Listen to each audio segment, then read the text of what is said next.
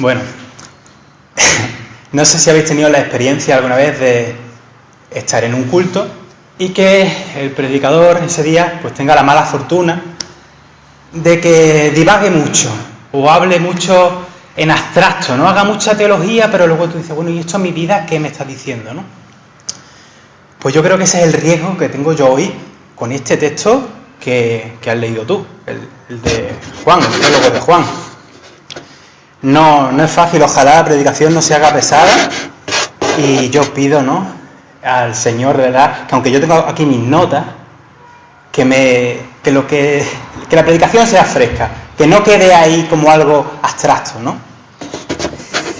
Y eso sí, me tenéis que permitir, porque es que este texto lo requiere, que hagamos una introducción un poquito más técnica de lo que es el texto. Y luego yo creo que vamos a ver así también qué es lo que el Señor nos dice con este texto, ¿no? Y que yo creo que es claro, ¿no?, que el Señor siempre nos enseña algo. Bien, pues el prólogo del Evangelio de Juan, que es esta sección que hemos leído, es el prólogo. Es una pieza literaria que es espectacular, de esta teología que llamamos joánica, la teología de los textos de Juan, y además es una maravilla poética.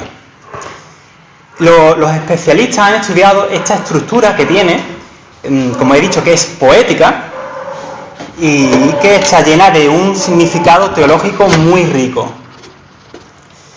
Y ese significado yo creo que más o menos salta a la vista. De hecho se trata, y en esto hay un consenso, esto no es que lo digan unos pocos, no, lo dice todo el mundo. Este texto es un himno redactado en prosa. Y este himno, en su forma, en la manera en que viene expresado, conecta con lo que es la lectura sapiencial judía, de la cual tenemos textos en la Biblia, ¿verdad? La literatura sapiencial, pues son esos textos que son más o menos poéticos, en los cuales pues hay una serie de enseñanzas, como de consejos también que son para la vida. Y este prólogo pues sigue ese estilo de los libros sapienciales del Antiguo Testamento, como Eclesiastés, Proverbios y tal. Pero es que no es que siga la tradición sapiencial, sino que es que el evangelista hace una cosa súper interesante, que a lo mejor yo creo que puede ser que nos deje con la boca abierta. Lo que hace el evangelista es que toma un himno que ya existía, un himno a la Jokma, es decir, a la sofía, a la sabiduría, que aparece en un texto que no está en las Biblias hebreas, tampoco está en las Biblias protestantes, pero que sí aparece en los deuterocanónicos que tienen los católicos, que es el libro de sabiduría, la Sirácida. Coge ahí una porción que hay y la recicla, proyecta otra cosa nueva. Cambia el protagonista. En ese texto lo que hay es un canto, como digo, a la sabiduría de Dios. Pues lo que hace el evangelista es que lo cambia. Ahora habla de Jesús, ¿vale? Y lo hace así para que nos demos cuenta de que Jesús viene a ser esa sabiduría o palabra de Dios. Y no solo eso, sino que además, de esta manera nos enseña que Jesús es un ser, bueno, el verbo, ¿no?, como bien has leído, ¿no?, es un ser preexistente, anterior a la existencia que conocemos, y además creador de la existencia. Entonces aquí lo que se nos está enseñando es algo fuerte, no algo gordo. Y esta idea de que el Mesías es preexistente, o el que algunos dicen que es muy rara en el pensamiento judío, que eso no puede ser, ¿no? Eso no puede ser, no se daba en el entorno judío. Sin embargo, hay un libro que tampoco es canónico, que es el libro de las parábolas de Enoc, que eso está en una sección que se llama Primera de Enoc, ¿no? Y no sé si os sonará esos textos. No está tampoco en las Biblias católicas ni en las Biblias protestantes. Y en ese libro, que es anterior al Nuevo Testamento, ya se refleja cómo algunos judíos sí entendían que la figura del Hijo del Hombre sí iba a ser un ser preexistente, anterior a la existencia. Es decir, que los judíos ya se habían hecho al cuerpo de esta idea, ¿no? Bueno, algunos. Otra cuestión en este texto, el evangelista nos ofrece una enseñanza de Jesús, una doctrina, una cristología que se dice, descendente, es decir, desde arriba, desde Dios, hacia abajo, desde la perspectiva de Dios, mientras que en los otros evangelios, que son los sinópticos, es al revés, Jesús desde el nacimiento, ¿no? desde su faceta humana, pero en este caso es al revés, y esto es muy interesante. En el principio era el Logos, eso que en nuestras Biblias aparece como el verbo. ¿Qué será eso del Logos? Lo digo porque esta cuestión ha dado mucha confusión, Porque en primer lugar, porque el concepto de Logos significó una cosa para la filosofía griega, y muchas veces hemos cogido ese significado que tenía en la filosofía griega, y cuando leemos el texto en griego, porque aquí está en griego, cogemos y metemos el concepto o la idea, el significado griego ahí, ¿vale? Y lo leemos con ese sentido. Sin embargo, hay, entre otros muchos, hay un erudito que se llama Larry Hurtado, que es un especialista en Nuevo Testamento, y nos dice aquí que el término logos no tiene nada que ver con esas ideas filosóficas griegas, sino que este texto que estamos viendo está relacionado, totalmente influido por esas tradiciones bíblicas y judías del concepto de palabra y de sabiduría de Dios. Por eso hemos dicho que es que además es evidente que el evangelista está proyectando en Jesús pues todas esas cosas que en la antigüedad se había dicho de la sabiduría de Dios, ¿no? Por eso hemos estado hablando de que es que coge un himno y lo recicla, ¿verdad?, de la sabiduría, y lo recicla para hablar de Jesús. No sé si me estoy explicando. La verdad que esto es fascinante, Hay otro tema distinto, y repito, distinto, es que con los siglos, siglo III, siglo II, siglo III, siglo IV, se haya cogido la filosofía griega y el sentido de la palabra logos, y desde ahí se haya leído el texto y se haya hecho una teología buena, por cierto, no voy a decir que sea mala, buena, como por ejemplo los padres de la Iglesia, en concreto los padres apologistas, los primeros cristianos, pues dialogaban con la filosofía de su tiempo para defender el Evangelio, y entonces pues cogían los términos con los que la gente estaba familiarizado, especialmente pues los eruditos de la época, ¿vale? Bueno, otra cosa, vamos a ser claros, aunque seamos protestantes y tengamos un amor propio, profundo, con la versión Reina Valera, ¿verdad?, la versión, esa traducción de la Biblia, esa traducción, y tampoco la que hemos leído, los que hemos seguido en la nueva versión internacional, nunca debió traducirse la palabra logos por la palabra verbo. En el principio era el verbo, y el verbo era con Dios, y el verbo era Dios. Sino que debió usarse de primera hora el término palabra. ¿Y esto por qué? Es sencillo. Casiodoro de Reina, siglo XVI, si nos vamos al siglo XVI, que era cuando estaba empezando el castellano prácticamente, ¿no? Que si el Quijote, que si la propia la versión de Casiodoro de Reina es incluso anterior al Quijote, ¿vale? Estaba empezando el castellano, todavía no existía, estaba en la calle, pero lo que se hablaba, digamos, en general era el latín, ¿vale? Bueno, pues es que en latín el término verbum equivale a palabra, y entonces Casiodoro estaba familiarizado con eso. Pero es que en la actualidad, en el castellano actual, verbo y palabra ya no son lo mismo, y muchas veces nos hacemos verdaderos líos. Hay algunos que tienen a lo mejor unas conductas más literalistas del texto bíblico, pues acaban enseñando que es como si que Jesús, que Jesús es el verbo y la Biblia es la palabra, y hacen unos líos muy raros, ¿no? Este texto que tenemos aquí nos está diciendo que Jesús es la palabra hecha carne. Es sencillo. La palabra de Dios vino a nosotros, se llamó Jesús. Si esto fuera una iglesia pentecostal, no de esas que dicen, repitan conmigo, yo lo diría de nuevo. La palabra, repitan conmigo, no lo estoy diciendo, no lo repitáis. La palabra de Dios vino a nosotros y se llamó Jesús. La palabra se hizo carne, no se hizo papel. Nosotros llamamos a la Biblia palabra de Dios, ¿verdad? por cuanto ésta nos conduce, nos lleva, nos revela a Jesucristo como palabra de Dios. Es así de simple. Vamos al versículo 1. En el principio era la palabra. Aquí tenemos ya una primera curiosidad. El texto comienza exactamente igual, el griego, la estructura es la misma que en Génesis 1.1, especialmente en la versión de la Septuaginta. Y nos está llevando, nos está remontando a ese primer momento de la eternidad. Como sabéis, en Génesis 1.1, ¿no? Se dice, en un principio creó Dios los cielos y la tierra. Nos está llevando el evangelista a ese momento, a ese principio de todo, a ese, como digo, momento de eternidad. Solamente estaba Dios, ¿no? No existía el tiempo, no existía el mundo, no existía el universo, sino que solo estaba Dios. Y en ese momento de eternidad, lo que había, dice, era la palabra, y esa palabra era con Dios, y era Dios o era divina, como traducen otras Biblias. Los testigos de Jehová aquí tergiversan un poquito el versículo, dicen que no era la palabra, no era Dios, sino que era un Dios. Esto filológicamente no tiene mucha base. Ellos se agarran a cierta cuestión, pero bueno, resumiendo, como algunos de aquí sabéis quién es Antonio Piñero, también es un erudito y tal, el que no es creyente no está de acuerdo con la traducción de los testigos de Jehová.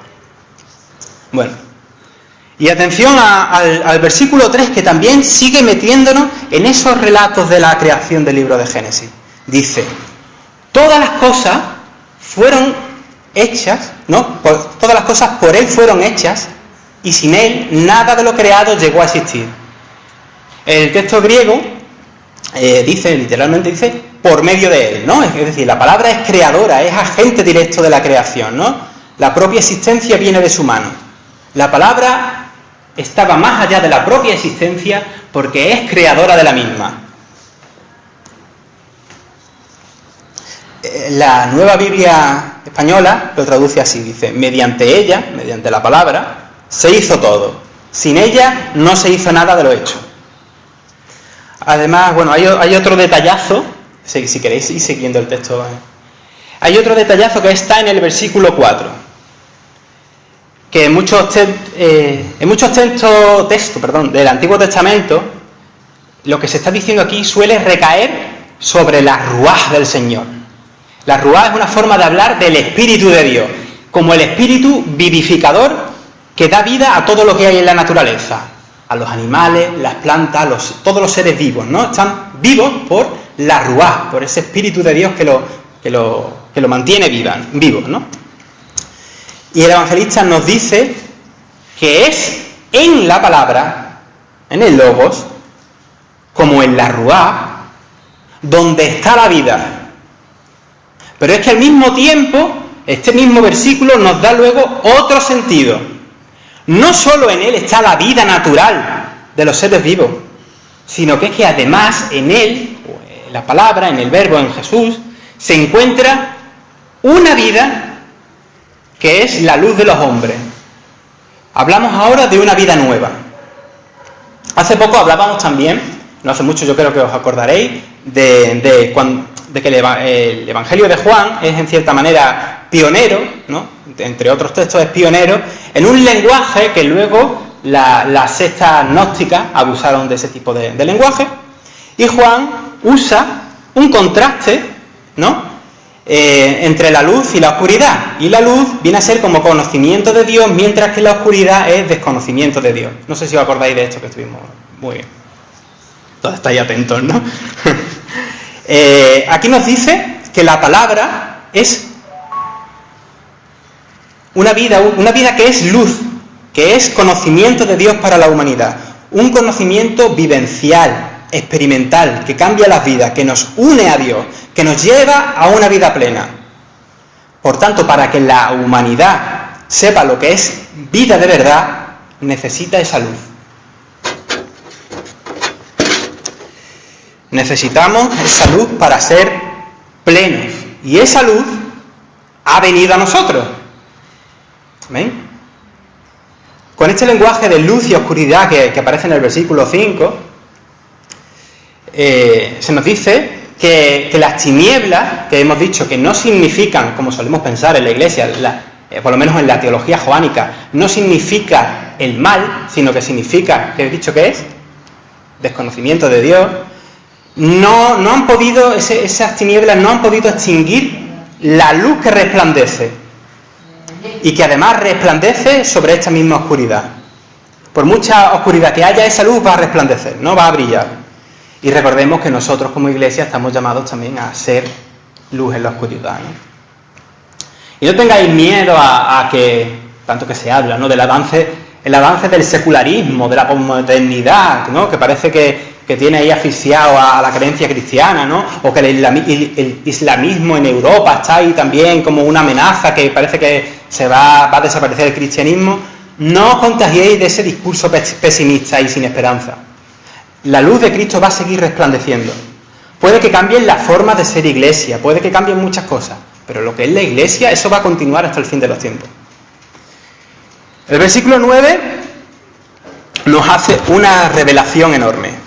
Dice que aquella luz verdadera que alumbra a todo hombre venía a este mundo, como también dije antes.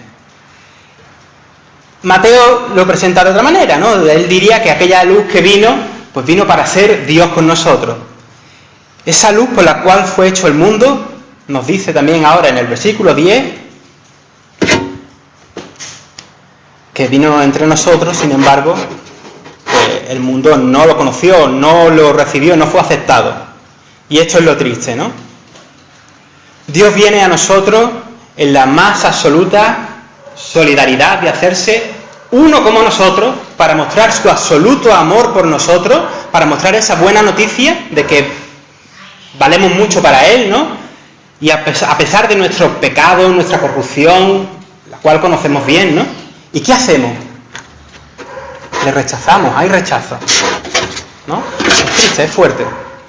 Vino a los suyos, pero los suyos no lo recibieron, el mundo no lo reconoció. Ahora bien, aquí entra la excepción, versículo 12. A los que sí lo recibieron, los que sí creen en su nombre, les dio el derecho, el reconocimiento o la capacidad, como traduce la Nueva Biblia Española, de ser hechos hijos de Dios. Y esto lo hemos dicho muchas veces también aquí, ¿verdad? Que en el griego, esto de ser hechos hijos de Dios es teknafeu, niños de Dios, como niñitos de Dios, como que Dios nos toma como hijos, pero la idea es como hijos no adultos, no hijos, no, sino en la infancia, niñitos, ¿no? Para Él somos un niño. Para Jesús, para que Jesús naciese, no hizo falta, ¿no? Según Mateo y Lucas, engendramiento natural, ¿verdad? Pues ahora, los que somos nacidos de Dios, tampoco somos engendrados de voluntad de carne y de varón. Es otra cosa, es algo que se produce desde Dios. Todo aquel que acepta o recibe esa luz de los hombres, luz de la humanidad, es un nuevo ser actualizado, como un programa de ordenador actualizado en Cristo, que recibe así poder para ser hijo de Dios. Con la idea de Génesis en mente, la misma palabra de Dios, el Logos creador, que crea originalmente a los primeros hijos, al ser humano, ahora viene hecho hombre con un objetivo parecido, para recrearlos. Y esto es importante, porque a pesar de los malos entendidos que hay en las iglesias por siglos, la teología del Antiguo Testamento no habla de un fin del mundo, y en el Nuevo tampoco.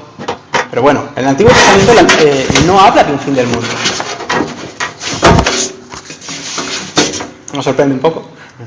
Sino de lo que se habla es de una creación, como una recreación nueva de cuanto hay en la existencia.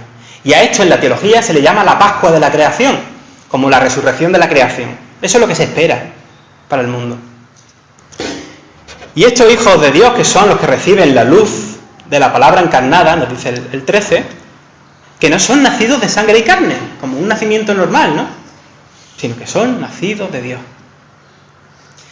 En ese sentido, nos acordamos también del diálogo de Jesús con Nicodemo, ¿verdad? Cuando dice que es necesario nacer de nuevo, o nacer de lo alto, las dos traducciones son correctas, nacer de Dios. Y esto es lo que nos está diciendo también este versículo, ¿no?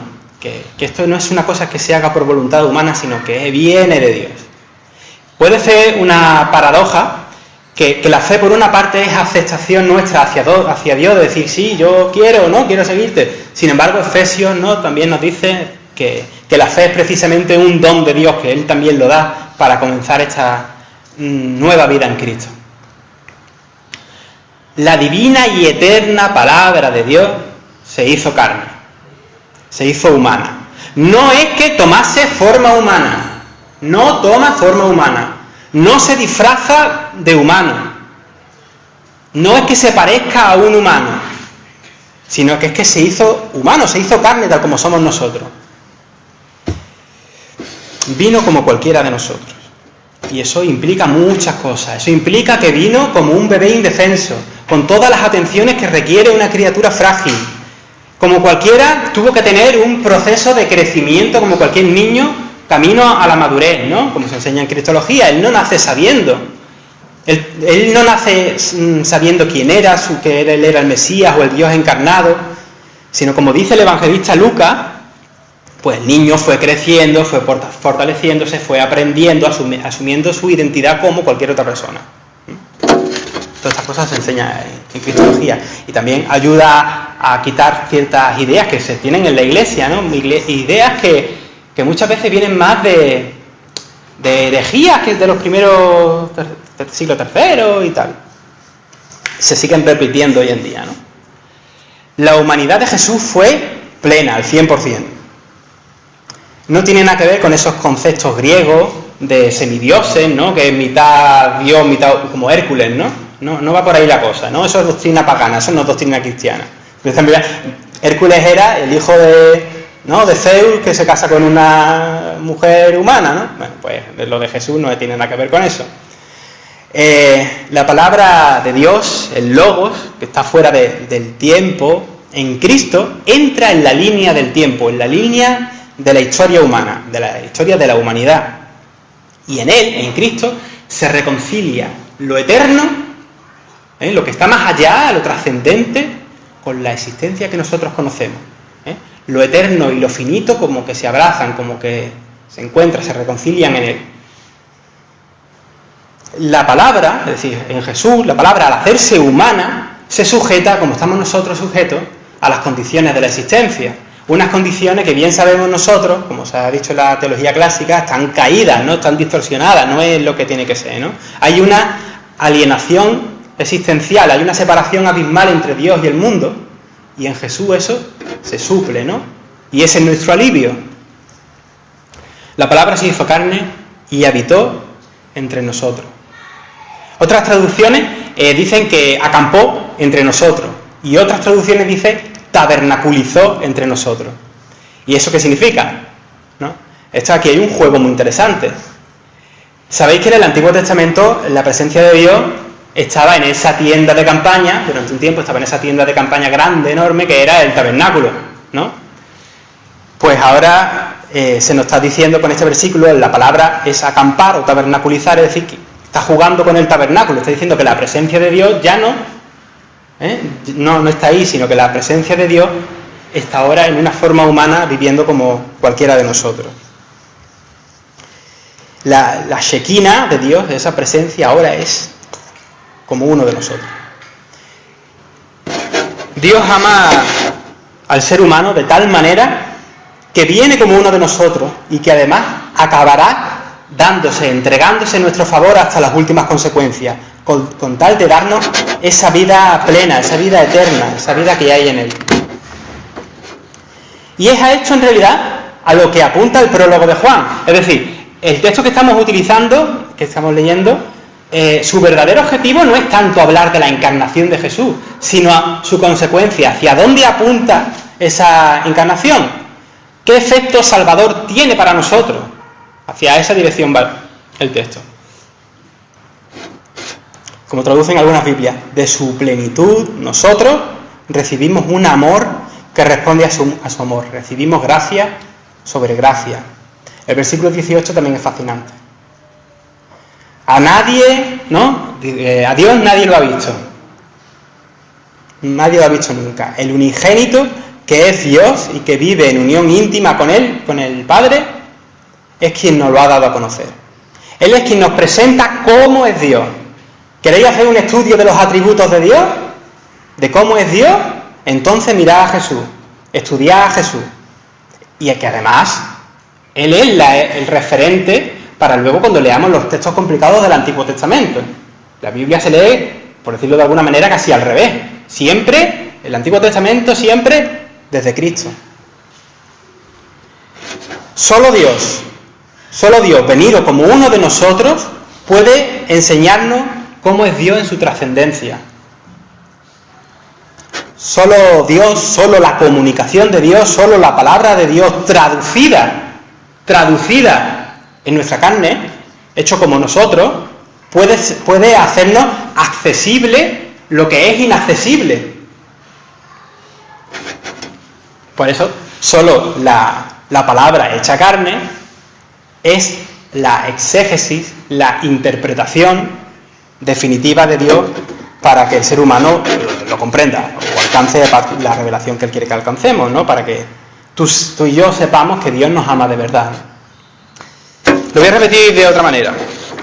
Jesús es el exégeta de Dios, el intérprete de Dios que traduce al lenguaje de nuestra existencia humana la palabra de Dios en estado puro. No hay otro nombre dado a los hombres que nos enseñe a Dios y nos traiga la salvación de Dios. El autor del Salmo 8 lanza un interrogante muy profundo, ¿no? Que dice, ¿qué es el hombre para que te acuerdes de él?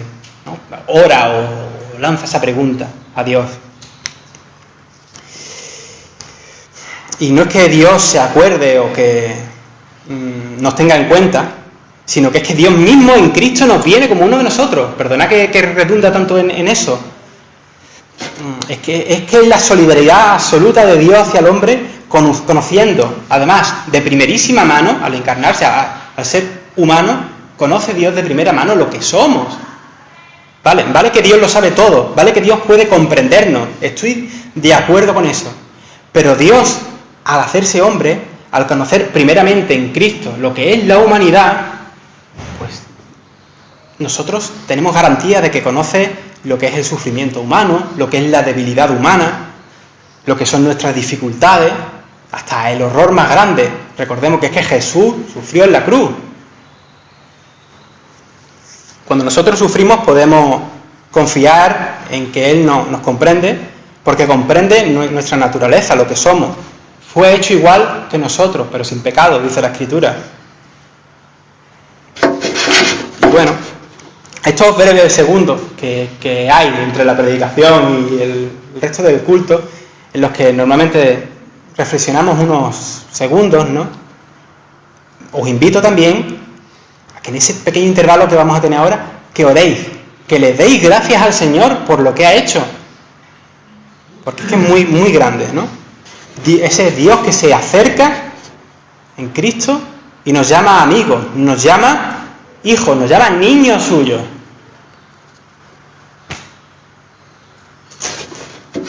Gracias.